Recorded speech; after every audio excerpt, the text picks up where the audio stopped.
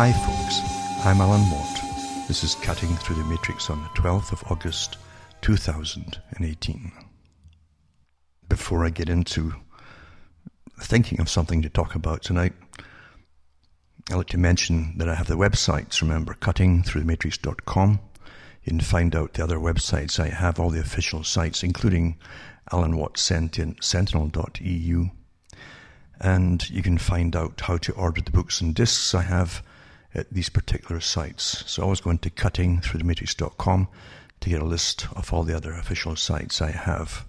Remember too, that if you see the books and so on advertised elsewhere, they're not mine. They have to come from my site only. And that's the world we live in, isn't it? I suppose. And that helps you tick along. Remember too, you can donate because you like the shows, hopefully. And they're free, out there for free for years and years and years, thousands of topics to choose from, as we explore basically the system we're born into. And it truly is a system. And that's what I try to put across to people, is to show you how to unravel it. It's well named the Matrix because there are many, many layers to this particular system. And I can remember even old Stanley Monteith, one of the hosts of a show in the States, who died not too long ago. And he used to open his shows by saying that basically we're living in a form of an illusion. An illusion is usually king, as opposed to what you think of as reality. It's the illusion is king, because it truly is a very intensely managed system with many layers of management involved in it that you have no idea even work upon you constantly. And that's the message I've often tried to get across, to show you that governments all work together to promote this world order they're talking about. They've been at this for many centuries, actually, at least a certain few at the top. And even those within governments, the ones who are elected, you think are elected in to manage the system, belong to lower orders of the same system. And Carol Quigley touched upon that too, that the leaders of the parties, and pretty well all the Western democracies, the leaders of the parties all belong to the same organization. And he was referring to the one called the Council on Foreign Relations. And in Britain, the parent company is the Royal Institute for International Affairs, which also runs the Royal Society as well, because they use all the sciences upon the people too. And also, they have the Trilateral Commission now as well. That was a later one which they added on.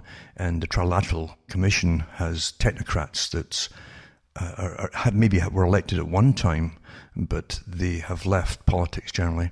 Some have never been involved directly in politics, but they make real political decisions behind the scenes as far as making policy and implementing policy and doing negotiations across the world. They're very important.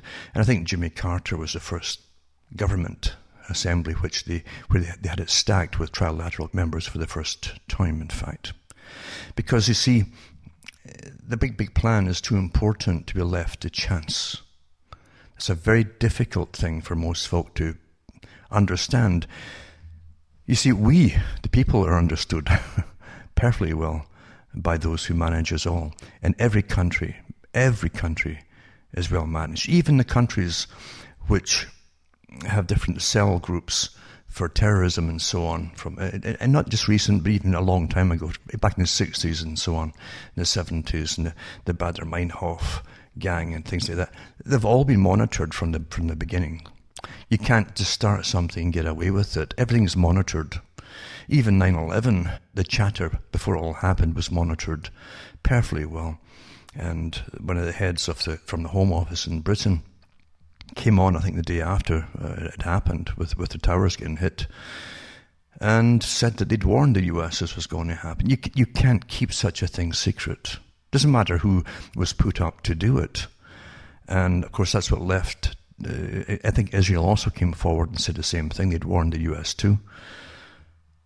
And that's what leads to all the conspiracy ideas. That, for instance, why would they let it happen, since they were warned about it? And these were not some vague conspiracy theorists coming out from Britain saying this or Israel.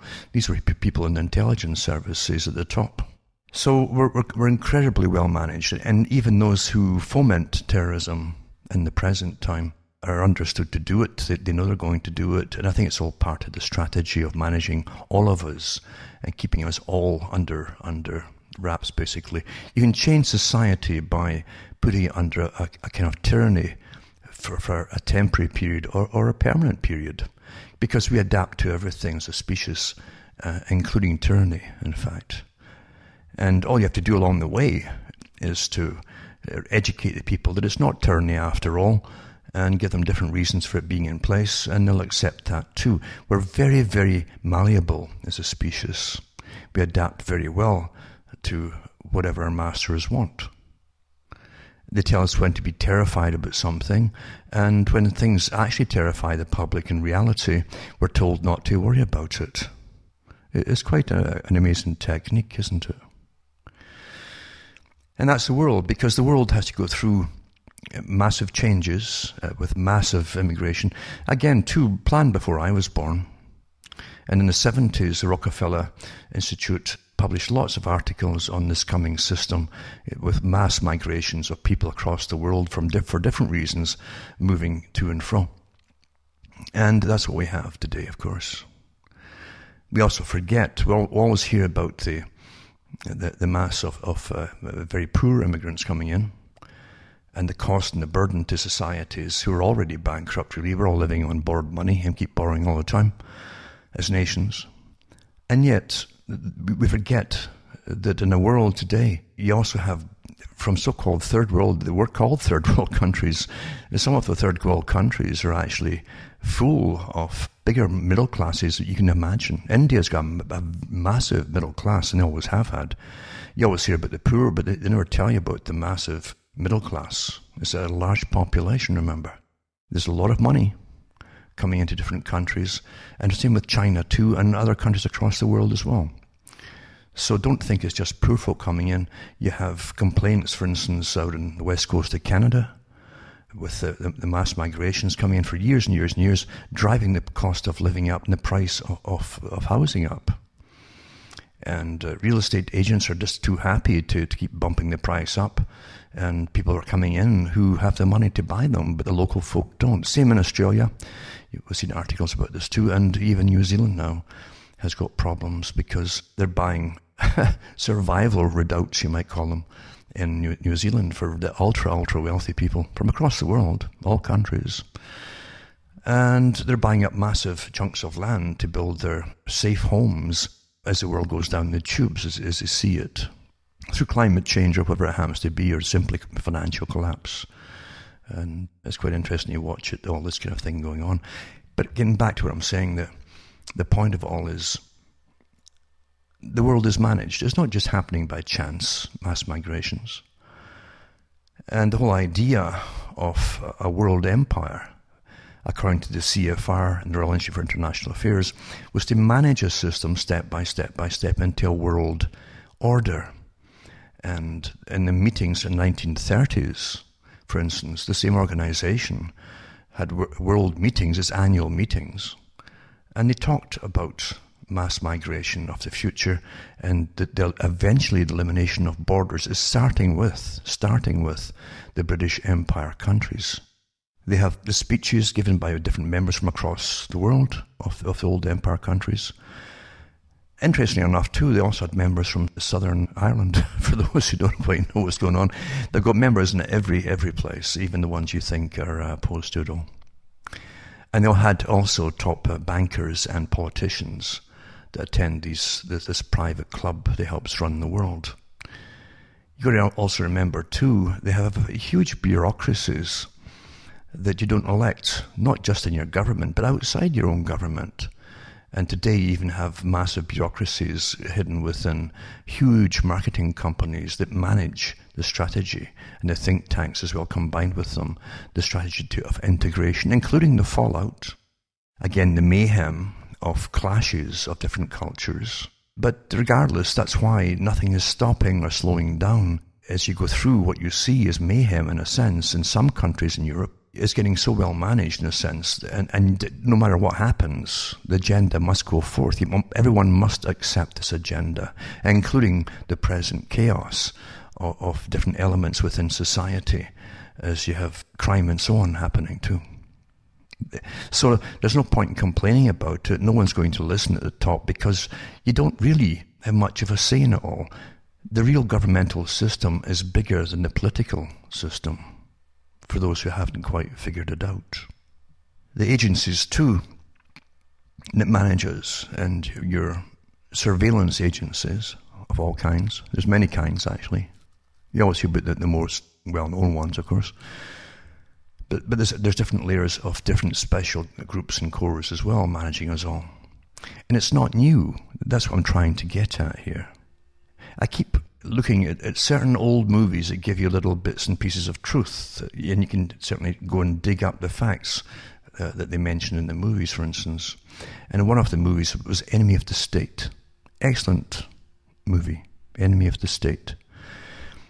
I remember done in the late 90s, 1990s.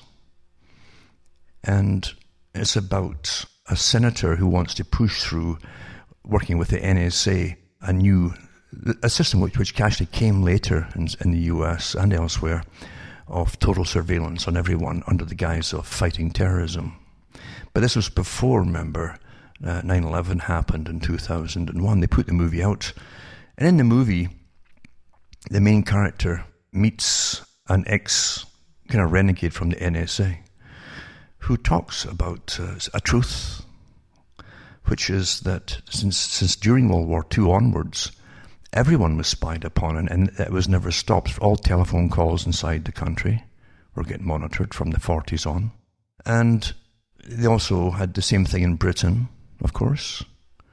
And in Britain they also admitted, and I'm sure they did in the States too, they had special post offices for sorting, where people on lists would have their mail diverted. This did come out in the newspapers in Britain eventually. And no one cares, of course, when they tell you the truth after a long time, even though they're still doing it. It also came out in Britain with an article on Anthony Wedgwood Benn, the politician who was being spied upon too, because a lot of his members were thought to be Communist Party members. But that's again the same system that Quigley talked about, where he said we're often mistaken for communists because we basically have the same agenda. Folk can never quite figure all this out, you see. But Wedgwood Benn was spied upon, and his mail too was being diverted, and members of his cabinet too. But they've done it with pretty well everybody on the list, you see.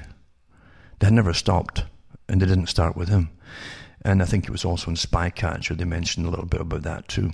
And in these sorting offices, they had every envelope pretty well known to humanity, every stamp, including the rubber stamps as well, from all countries. And they could literally take out the information out of a letter, copy it, reinsert it in a new envelope of identical type, stamp it in the whole bit, and then send it back on its way in very quick time too. Remember, with a phenomenal amount of tax money, and there's all kinds of taxes, many of them hidden, you don't even think about. Most folk don't even know about. That's the best way to tax folk, of course. Don't tell them. Just tack it onto all kinds of purchases of all kinds, including candies or whatever. And it all goes into the same big kitties in government. Massive amounts of money, massive amounts of financing for all kinds of projects, and especially the amount that's set aside to manage and spy upon the people, to keep them in line. The first object of government is not to serve the people, never was. It was always to sustain itself, to ensure its continuity. That's the first law. But government itself, as they say, has a higher government even above the one that you think you elect. And if every member of every party is a member of the same organisation, sworn to world government, that Quigley was on about, then are you really surprised at the way things are going today? It shouldn't be.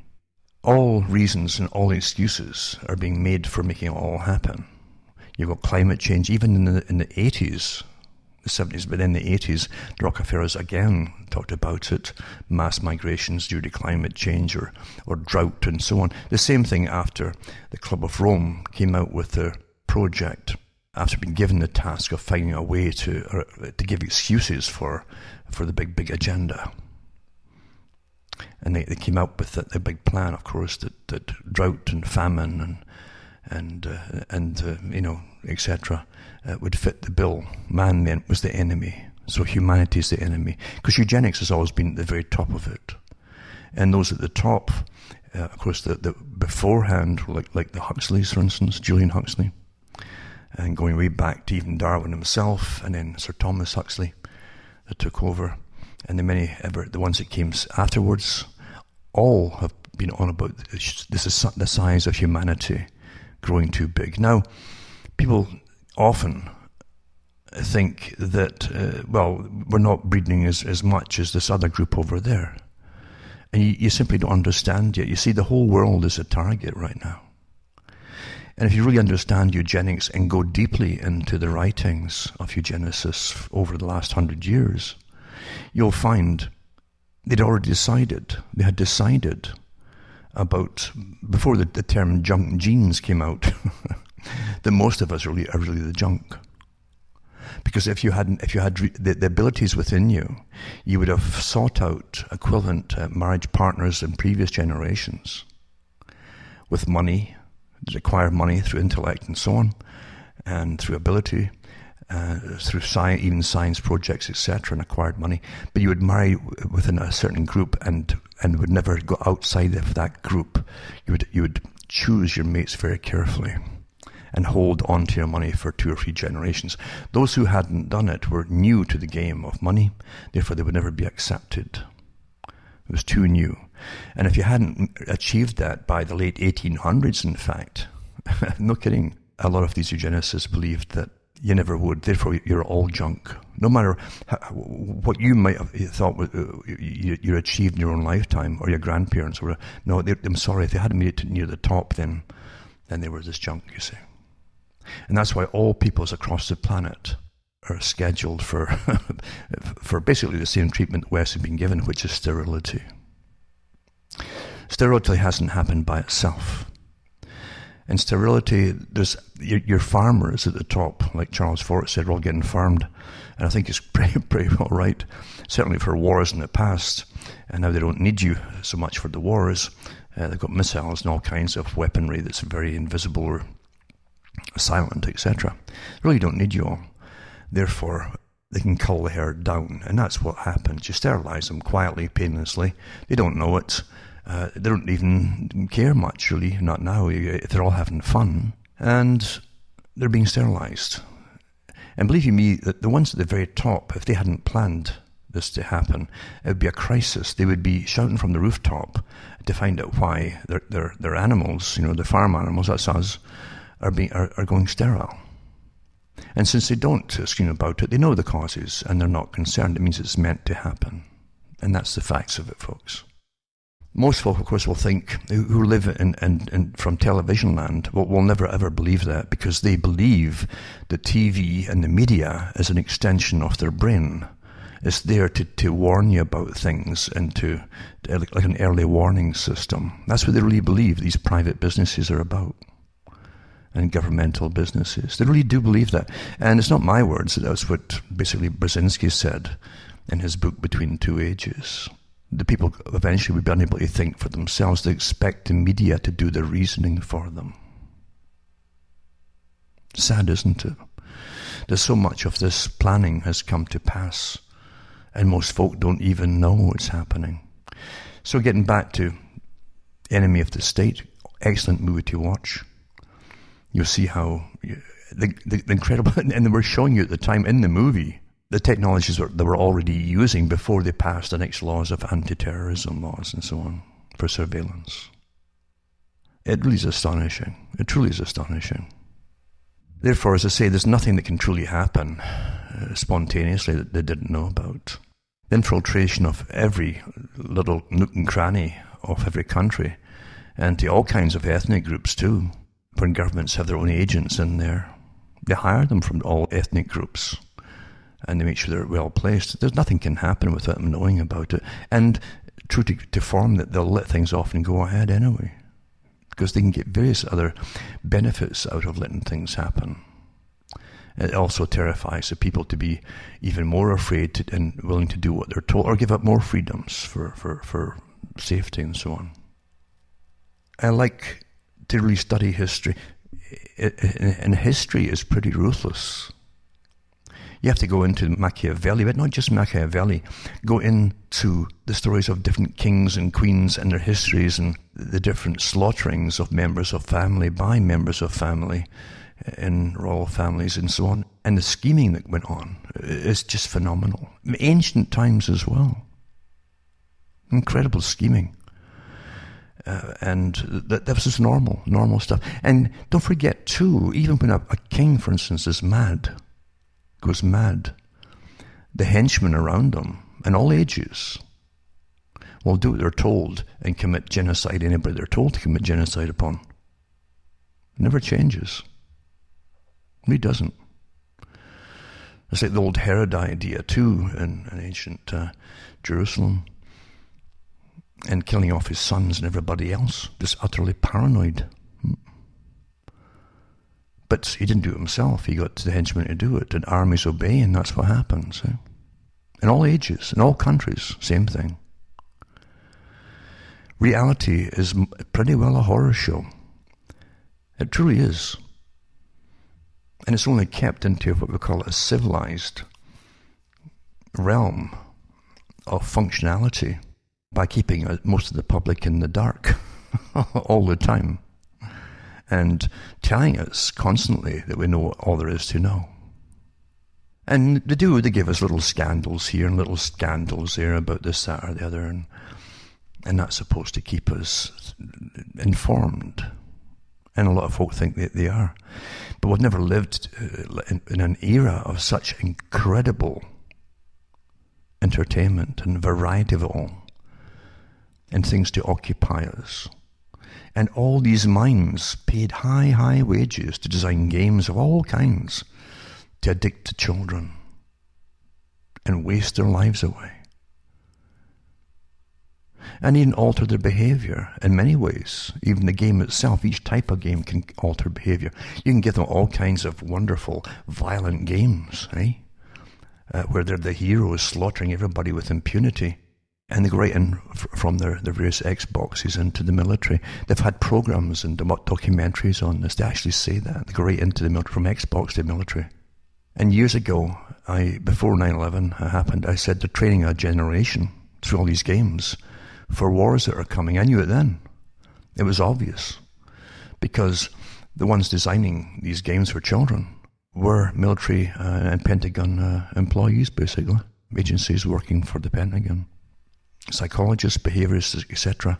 And sure enough, they grew a population. They raised them up. A generation, I should say. They raised a generation up to go to war. And it hasn't stopped to the present day.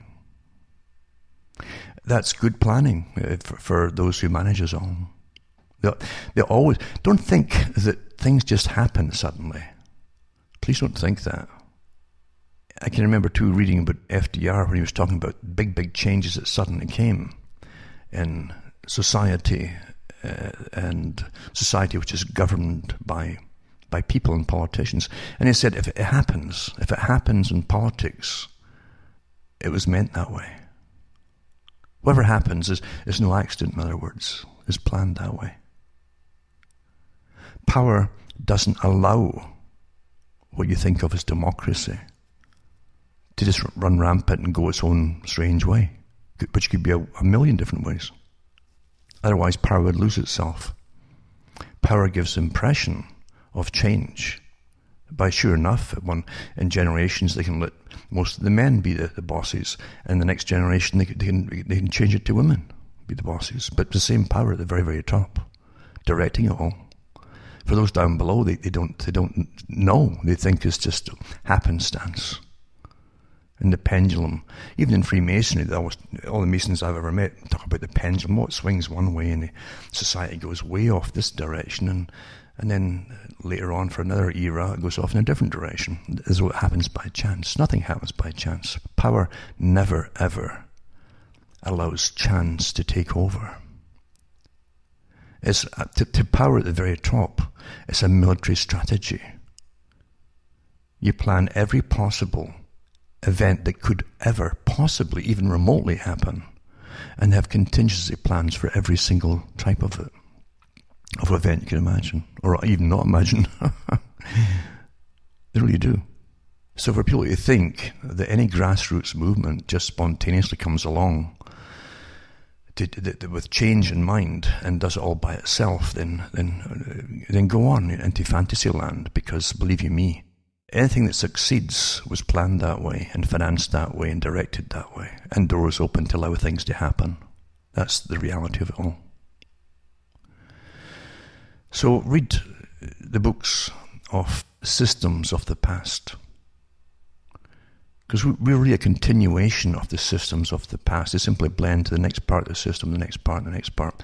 And today we're into a scientific management. That's what they call it, scientific management of society.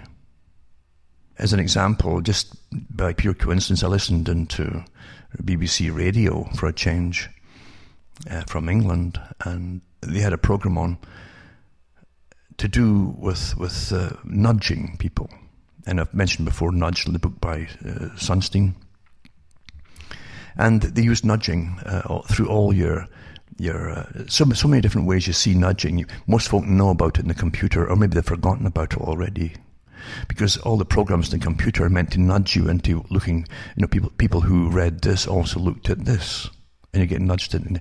Even if you look up, say, a topic, and you're serious about finding something out, the systems are all set up, if you've got everything open on your computer, for the computer to then take note of what you're looking up, record it, send it off again to other agencies, you might say, out there, and then they nudge you into a more, what do you call it, whitewashed, let's call it whitewashed version of what you're really looking for.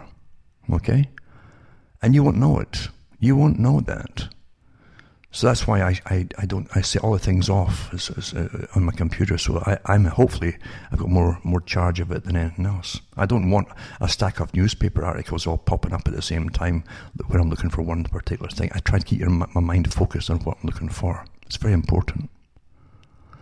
But yeah, they can take you off into the whitewash, sanitized versions of things, which have most of the information excised out of it, giving you a false impression of the very topic you're searching.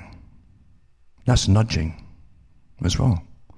Meanwhile, you'll be thinking that you're choosing. Well, people who read this also read, so okay, I'll look at that. So you think you're choosing. You're being nudged right to the end of it.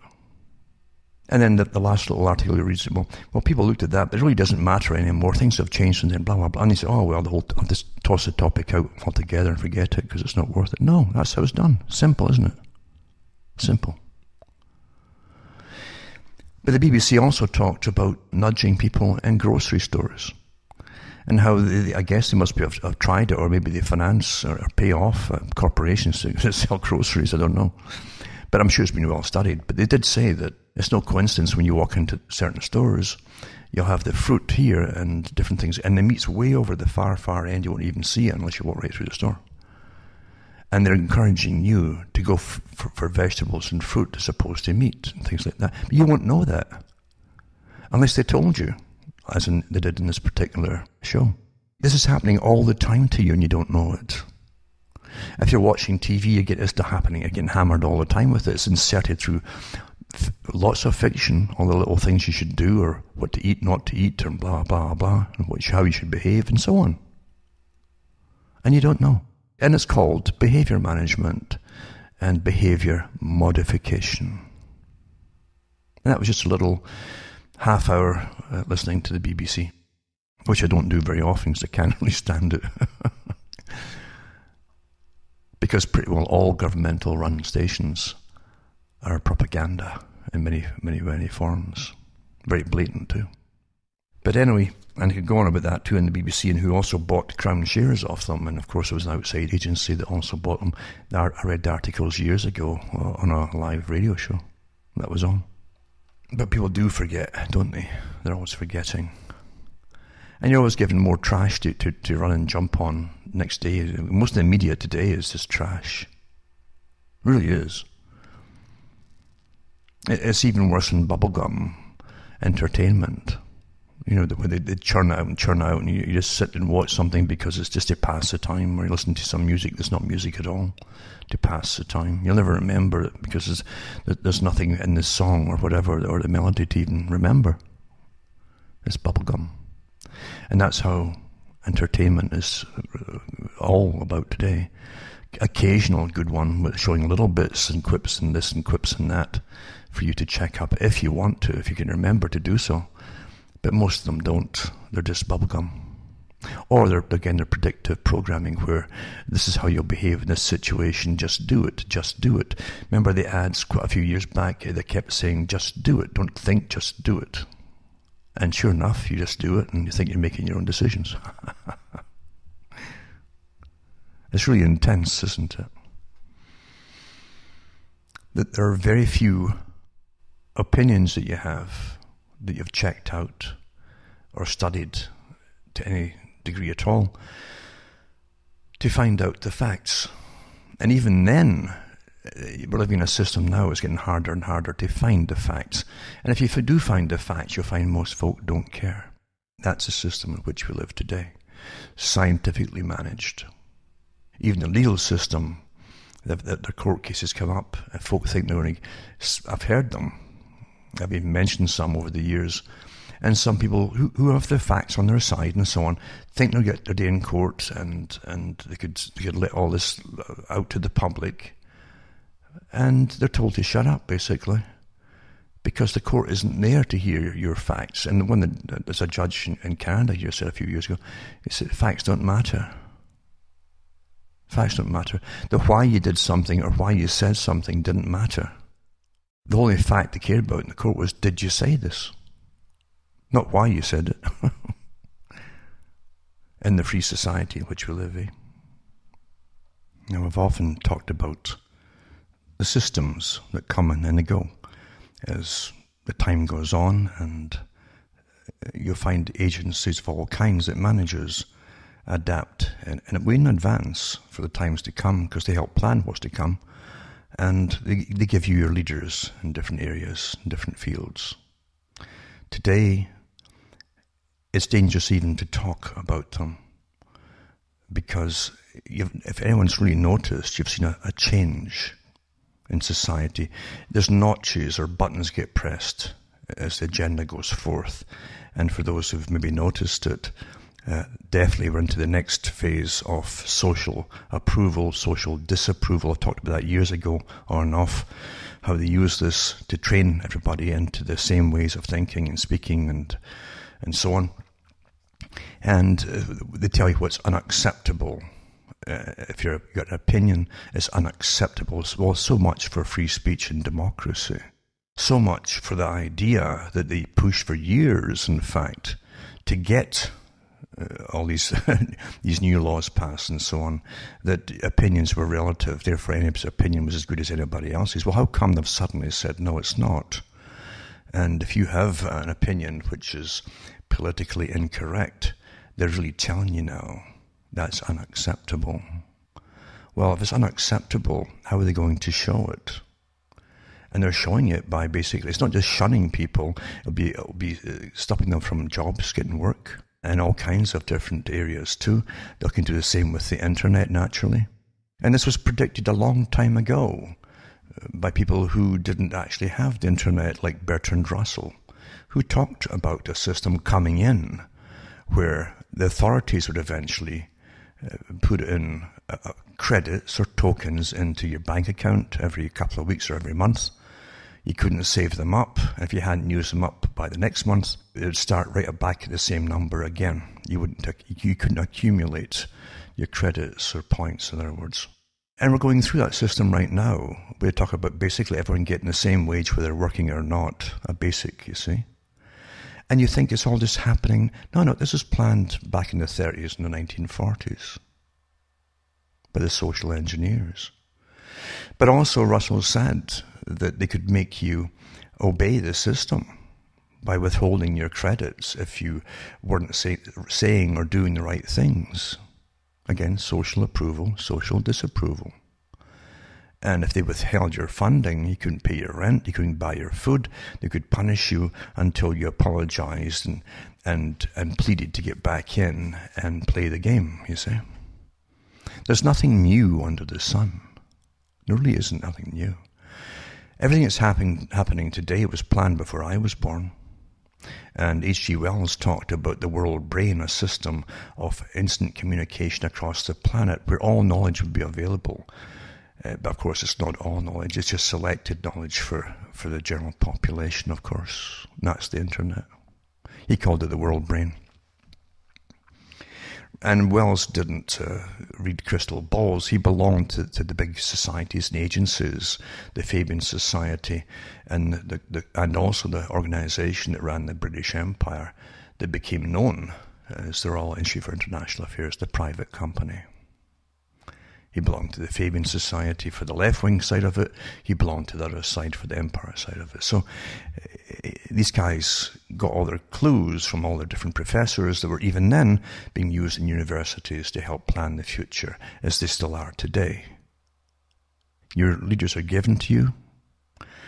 For every flavor of a leaning you have towards any particular group or whatever, or point of view, they've got a leader already funded, set up, and different shades of them for any little varieties. They're already set up for you, if you didn't know that. That's the way it's run. That's the way it's run. And even in alternate media too, I've watched the battles going on between different companies. I've watched ones being destroyed by so-called rivals. And I've watched the ones that couldn't fail, backed by sources which were always invisible but very powerful. So be careful what you do, what you think. Don't take anything for granted. And stop thinking we. I used to say that years ago. We. The first way you get people into a war is that you get sides. And then you say we, and they'll say, yeah, I think that too. You know, so-and-so speaks for me, so I now belong to we. Yeah, we. So therefore, a leader is deciding for you what you're going to do, what you're going to think, and how you're going to behave, and what you're going to do. We. When those who manage you all are all taught the same things, which happen to be this, that number one, you can only be sure of one person, and that's tough enough at times too, and that's yourself. That's what the old saying always meant, know thyself. If you don't know yourself, you're finished before you start. Because there are very clever and well-trained people above you that will get hold of you, and they'll know what to do with you. They'll know how you tick. They'll know what buttons to push. It's a very precise art today, understanding people's behavior. They've got all your information out there that you helped put up anyway daily in the internet or Facebook or where it happens to be. They combine all that stuff. They know all about you. They run little games on you, on what you would do in a situation, and they're pretty well accurate too, of how you would behave according to the personality types and the behavior responses they've noted in you with all your chat and your tweets and your Facebook and so on. It's not my idea. They admit this themselves. Therefore, the world is vastly more different than you think, and it's more complex. And if you think of all the incredible superstructure of agencies and millions of people working, for instance, managing continents and world wars like World War II, and you put them all into agencies still running us all today, with millions of people running us all, technicians of all kinds, it's not surprising, and it's not so shocking of how easy it is to control all of us and manage us all. Therefore, once in a while, I would look at some of the old movies, like Wag the Dog, excellent movie. Also, as I say, Enemy of the State, excellent movie. There are quite a few good ones out there to show you some of the systems which govern and rule us, and how our own minds work, and how those above us understand how we work, how our minds work. Now, what I'm saying isn't defeatist. Don't ever think that. If you can come through this world and break through it all for yourself, you've won. You've won for that. You might not win for anything else, and you might not do it for other people. You might be able to pass information on and help others to break through. But it's an individual thing. It always has been. down through time. Always. Why do you think agencies admit they look at people of interest? Not because they've done anything to sabotage anything, but because they're fascinated that you don't think the same way as the general predictable mass of people. They want to know why not. And they do surveys on it. Why are you still able to think that way? What makes you curious, for instance? Why don't you just be happy, play all the things you're told to play, watch lots of pornography, and entertain yourself, and grow old and die? Like most folk. That's what they say. And so they do study people who don't fall into the right category, you see. They like the mass man, as they call it, the predictable groups. They like them very. It makes it much easier to control society. Even when they set some of the groups against each other for a little bit of turmoil in society, it's all planned as well. Always remember that. And today, you honestly do have agencies, even foreign agencies, I've noticed this, involved in, say, Britain, running a little bit of mayhem here and there, and other countries, the US, Canada, etc. And it tells me, too, that your own agencies must be allowing it. Otherwise, they'd stop it. And I won't go into in any depth, but for a few people, maybe they'll be able to figure out what I'm talking about, because there are articles in the paper all the time that give you little clues about this. How can certain agencies operate when the general citizenry of the country couldn't say or do certain things, but these other ones are allowed to? And when it's a uniform behavior and format to what's being pushed in certain countries, it means that the countries that are allowed to do it in the one that your country, for instance, allows these other ones to come in and do that. It has to be. It has to be, folks. So that would tell you that certain agencies across the world from different nations are actually combined into one agency.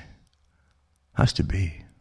Now, I haven't even actually given you any articles at all here, because the time just flies in as I'm prattling on or just thinking. And here, an article that tells a little bit, right? But it's a paradox in itself, all right? And it's tech industries accused of using unethical techniques to hook. You say kids here, but kid is a young goat. So we'll say children. And it goes on to say that children's advocates. Now, who's the advocates for children? You understand that when you get these vague terms, without using people's names, it's like saying scientists or specialists say we should behave this way or whatever, right?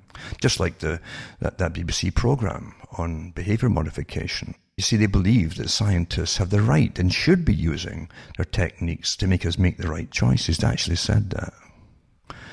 So here you have children's advocates want the American Psychological Association, right? The American Psychological Association, they get masses of grants to find out how we tick and to manipulate us, right?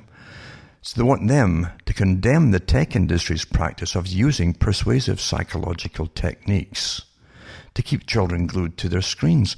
Well, you see, these tech industries are using psychologists from the same associations to find ways to work it into the programs to make them glued and be addicted to the screens. You see what I'm saying? And so the advocates, citing researches that link excessive use of social media and video games with depression and academic troubles, say it's unethical for psychologists to be involved in tactics that risk harming children's well-being.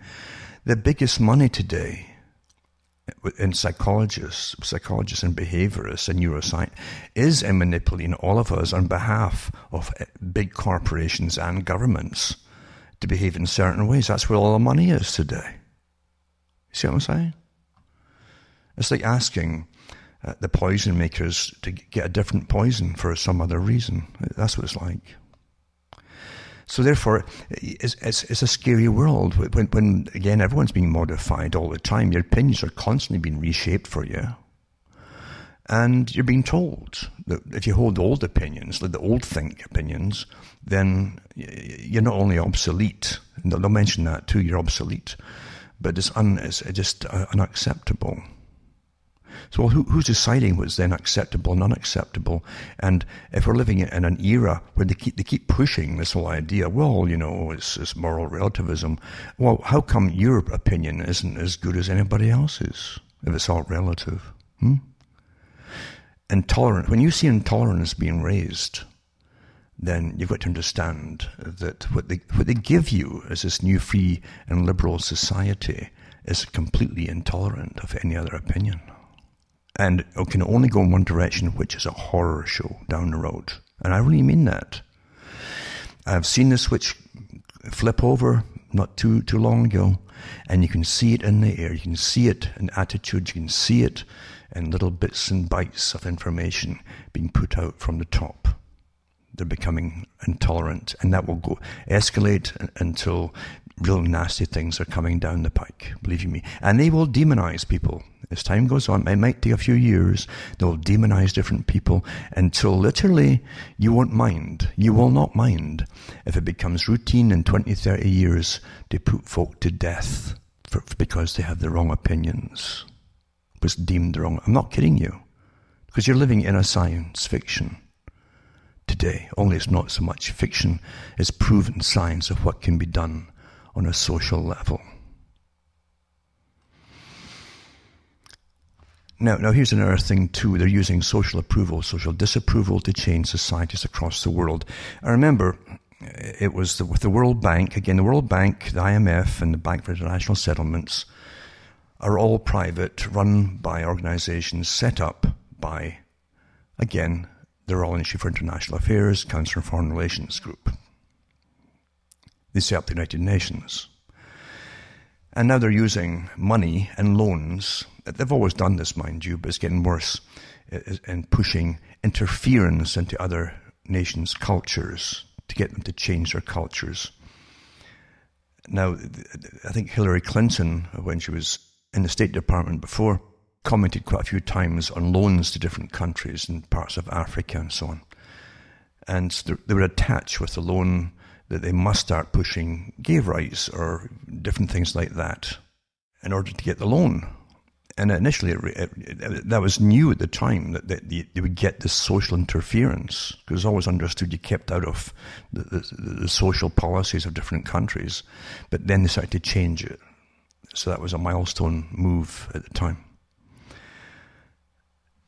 And that way, too, countries that were desperate for loans, they could start to dictate to change the societies into this common global society that we're all going into. But Canada recently had a diplomat, I think it was, that condemned something in Saudi Arabia because of a woman and her brother who are they're into human rights in Saudi Arabia. And I think the woman's brother now is maybe in Canada now. I don't know if he's going back and forth or where he is now. But anyway, she herself has had different awards from the United Nations groups and NGOs, and she's often seen with Hillary Clinton in photographs for human rights and so on. Anyway, apparently she was arrested, this woman. And the Foreign Affairs Minister for Canada, Chrystia Freeland, tweeted, I think it was, her disapproval of what happened, of the arrest of this woman in Saudi Arabia. It's quite a new milestone again, because you don't criticize Saudi Arabia up until now. Saudi Arabia can buy and sell most countries. In fact, in a sense, they own a lot of them. I think they owned, I think they even had a network at one point. They owned a good chunk of London and the streets and high-rises and towers as well. Anyway, so this technique of social approval and disapproval and criticism of other countries came from Canada. And don't forget, they're not giving a loan out to Saudi Arabia. It's always the other way around. So Saudi Arabia simply told them, okay, we'll cancel the grain imports from Canada, so that now the farmers are really ticked off. And Saudi Arabia also said that they would stop bringing in to Canada, says exporting to Canada oil, which so gasoline no doubt will go up, and also that they might cancel some of the manufacture of, I think it's military vehicles that Canada makes, probably through Bombardier. Maybe that's the company that does it. I'm not quite certain. But there was a big order for them from Canada. So there's a whole bunch of things they can just cancel. Plus they've got thousands of students. I couldn't believe how many students they have from Saudi Arabia and Canada. And told them all to come back home. So the universities are all ticked off as well. All because of a tweet. Huh? Well, this is what happens when countries start to dictate to other countries. And again, they seem to have forgotten this isn't a little African country here that's asking for a loan. Saudi Arabia has everybody, I think, own them money. Then there you go. But this is the sort of thing that's happening. So we're all suffering now because apparently we all know how other countries should behave. And Justin Trudeau's backing up his minister naturally, and they have to do that anyway, and so on. But it's going to cost money. And we'll have to wait and see if they're going to stop their virtue signalling and standing preening to the audiences, or are they going to make amends to it or something? Who knows? Who knows? I'm not taking sides on it. I'm just telling you how things are today and how it costs. A tweet can cost nations millions and millions of dollars. Maybe even eventually into the billions if you really think about it down the road. So that's Canada for you. Another thing too is we're going into the same kind of thing as they have in the US, where for political reasons and for groups condemning the history of the country in Canada, they want to take statues down, like statues of Sir John A. Macdonald, who helped to federate Canada and bring all the provinces together into a nation, actually. But out in British Columbia, the different groups have been complaining about what he did and forgetting the time that they lived in and all the rest of it. So anyway, they're taking his statue down, it says. See, understand we're on a roll now to change everything, including the past. Rather than keep things as they are and even remember the good and the bad of the past. And if even the symbols of the bad are removed, you won't remember the bad, will you? So I think it's a good idea to keep the bad as well. And even put more of the bad ones up. I think they should put up big monuments to slaughters across the world, and that countries have done, or governments have done on their own peoples across the whole planet. I really do believe that. That's a thing they should put up. Really. And you'll see just how much wonderful history all these folk had in places like England or Scotland or Ireland, and just see how bad it actually was when governments turned on peoples and extirpated lots of them. We should always remember that, and we should have monuments to remind us. Honestly, I really think so. Also, as Canada goes into the Soma period now, to keep us all happy as things get worse across the world, actually, because all the whole world, isn't it strange? You always think it's your country. Every country is pushing the freeing marijuana at the same time. You think that's just coincidence? Nothing's coincidental about it. As they take away the real painkillers too for people who really need it. But now they're using different reasons for folk attacking people now. And for instance, back in the spring in Sudbury, Ontario, a guy attacked some people in a transit station, a bus terminal place, with knives. And now he's been freed already. But they said he had a psychotic episode because of marijuana-induced psychosis. They're literally putting it all out to the public to buy the stuff, and I think it's this month or next month, maybe it's November. I don't know, but anyway, it's going to be widely available, different dope, and so here they're telling you it's all safe and blah blah blah. That actually admitting at the same time legally in courts that it can cause psychosis. So remember that, folks. Remember that. You'll see a lot more of it actually. And of course, they're going to stop. They're already churning out all kinds of products to detect folks smoking and driving. And it's going to be another ride program for this, and have a big kick with technology. I'll breathe into this and all that stuff, and looking at your eyeballs to see if your pupils are dilated, etc. Freedom, Also, Roundup is declared by a jury in a case in the States as being cancerous, and a groundsman, or a gardener actually, who worked with it, has been awarded $289 million by a jury, and we'll see how far it goes. I mean, naturally they're going to oppose it. The companies that are bought over now, Monsanto's been bought over, and I'm sure they'll oppose it and try to deny it, etc., etc. You know how it works. You get awarded this, then they'll come back and deny it and debate it and work it all down again. But there's too many articles now. Most of them, as I say, are like bubblegum. They come and they go, these articles. Most folk don't remember them. And you're flooded with data. And again, I've even read articles from intelligence agencies saying that they would flood us with so much data, it'd be so confusing, the people would actually know less. You've too many bits and bytes and pieces to remember. It becomes meaningless eventually. Or as Conan Doyle said about his character Sherlock Holmes, Sherlock would always say that he would clean out his attic, meaning his mind, where he stored all bits of information. And when they became useless and old and never used, he just cleaned them out to make room for the new. Well, it's a difficult thing to do, but I guess we have to start doing it and decide what is important. But remember, we're always being manipulated. And be careful of anybody you follow. Be very careful. You'll get surprises down the road the longer you live. And hopefully you will learn by it too. And unfortunately that time has already flown in so fast. So fast. And yeah, I could have flooded you with this articles and data, but again, it's often best to explain things in a bit more detail.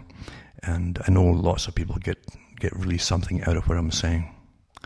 Remember, as I say, go into cuttingthroughmatrix.com. You can donate and help me out, take along here, or buy the books and discs, and you'll see how to do it at cuttingthroughmatrix.com or alanwattsentientsentinel.eu. And I've got a few other sites at cuttingthroughmatrix.com. Take note of them in case the com site goes down, and you'll see how to get in touch with me. For myself, Alan Watt from Ontario, Canada, it's good night, and may your God or your gods go with you.